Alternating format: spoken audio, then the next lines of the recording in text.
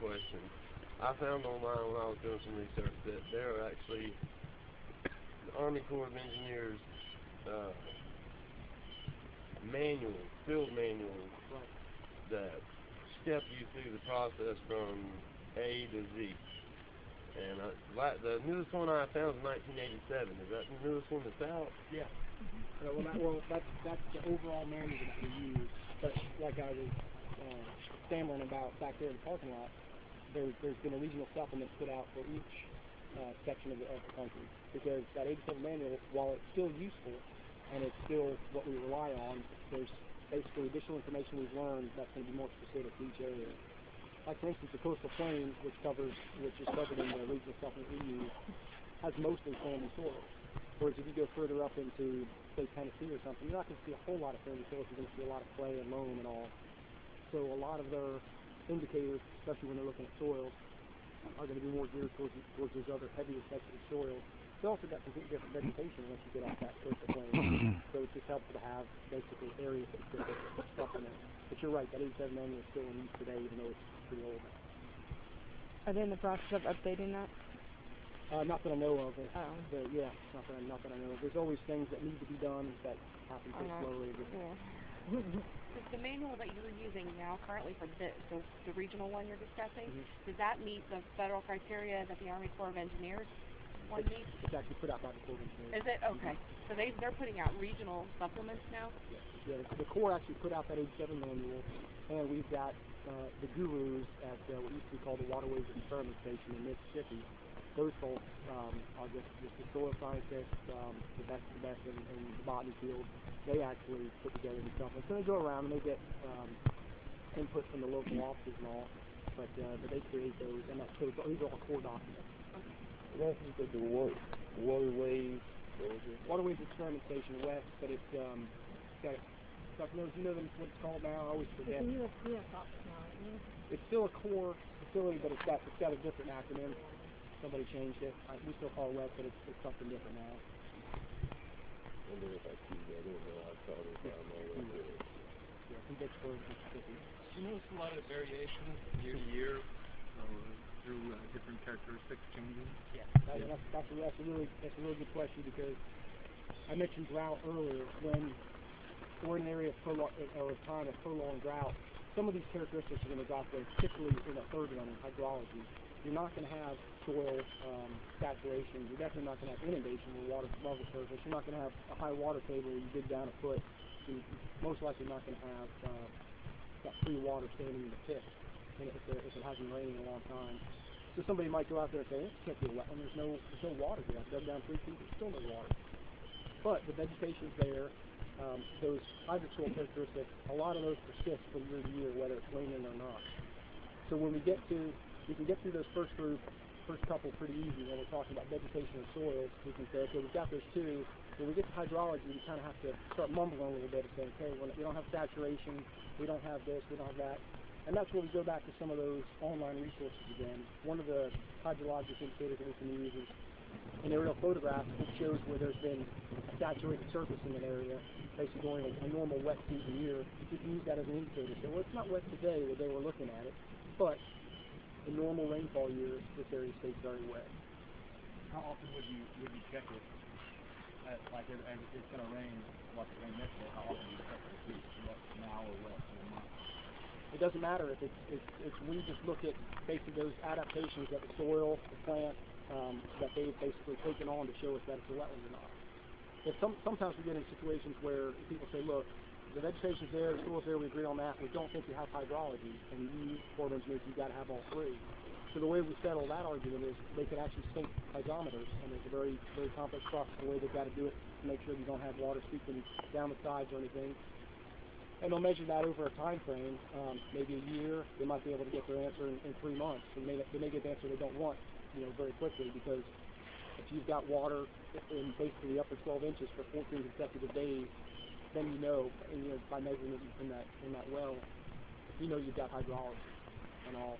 It's not going to be obvious to me going out there maybe on Tuesday, but maybe 3 weeks from now when we get a lot of rain, it may stay wet for 2 weeks straight, and then it hits, so you've got it. So it's hard to just, because you're just looking at a little point in time, when you're looking at these wetlands and all. But thankfully, a lot of those characteristics just are going to remain if you know what to look for by following the 87 million regional supplement. And you check it on a daily basis stuff? The piezometer or just checking the wetland? No, we just look at it the day we're looking at it. Now, there have been times when I've been out and the consultant maybe we're working with the field and area is not a wetland says, look, can we just come back out maybe next month or something like that. So we'll do that just to make sure we're, again, getting that accurate line. We don't want to be claiming an area we shouldn't be in, and we don't want to be giving up an area that we should be regulating. What did you say you think? Hydrometer? Piezometer. Piezometer. Yeah. Basically, it measures the groundwater table. Okay. Oh, okay. There's a couple of them out on the trails. In the sense that you can, with instrumentation. Exactly. And in the old days, we just used PVC pipes, we pumped PVC pipes and we set the water over in those. So it's just the newer version of It's hydrology. instruments, automatic and better. There's a bunch of them off Pate Road in that area that we were doing. If it fluctuates, when it's classified as a wetland, is it a wetland forever? And that's a good question too, because a lot of people say, I don't want you to come in here because once it's designated a wetland, then it's well forever. I'll never be able to do anything with my property. It's either a wetland or it's not. And whether we've been there to tell you it's a wetland, it is or it isn't. So, but if we do a determination, we send somebody a letter that says, here's our jurisdictional determination. We use GPS to points that we've laid out on your property. On this side of the line is wetland, on this side is upland. That's good for 5 years. Good for 5 years. That determination is good for 5 years. Who do you work for that makes you a neutral party in this? So that there's no bias. Well, that's the goal of the Corps of Engineers. Is we're not an advocate for development. We're not an advocate for complete preservation. It's really just when you look at our mission statement, it talks about wise use. It talks about protection, but it doesn't talk about nothing can occur in wetlands, and it doesn't say anything like if you want to do it in wetlands, you just need to go through this process, and then you'll get your permit and all. So we've got to be that neutral middle ground party, and it's tough at times because there's strong emotions and a lot of money involved on both sides, but we have to be neutral, and that's our role. Can you go over some of the plants that we have to look for? Sure. Yeah. If you don't have to swim, we walk out here, we're going to see a number of those plants that are on the list there. Okay. But the one here, water oak can look very, very different from tree to tree. The leaves can. Yeah. But even on this tree, look how different they are. Some of them just look like completely different kind of oak and all. But that's definitely a water oak, and there's quite a few of those around here. Half around the leaf from the anise, and that gets pretty showy, kind of pink red flowers on it. That also smells pretty strong. That one's kind of really stand out. Costa Rican fruit. Anise, A-N-I-S-E. Smells like Yeah. Unmistakable fruit. So what are some of like the indicator species, like are the vegetation type instead of trees and stuff like you're talking about? When you get further closer to the hazard. Sure. Oh, look. We're going to look See at the red flowers? We're going to look at vegetation. We're going to look at everything. We're going to start with the canopy, basically everything that's basically Red flowers. 4 inches diameter or larger. That's the canopy stuff.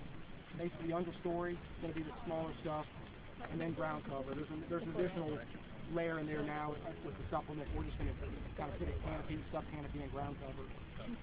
But we're looking for a dominance in all 3 of those layers. We generally look at canopy first, just for whatever reason, and then work down. But typically, you're going to see matching. If you've got a lot of obligate or pack-wet species in the canopy, you're going to have the same thing on the ground. What you sometimes don't have is any ground cover, particularly if the canopy's closed in because it hasn't burned, it's basically more dense than it should be. The ground cover gets shaded out. There's a lot of development in Holly by the Sea subdivision in South Santa Rosa 2 years ago when things were booming, and we would see those areas where once they would go in and clear, if they didn't immediately fill it, the pitcher plants would come out like crazy in there because that area was originally kind of a pine flatwood savanna type habitat. You would never know it today because there's so much high and pine that's built up in there that ground cover can get shaded out, and you just have to rely on what you have, which may be the canopy or sub-canopy. Let's go walk. Well, take a quick look at the soil here. You dug a hole over here, you dug a hole over here. Which one do you think is more likely to have hydrant characteristics? This one. Is that like this soil?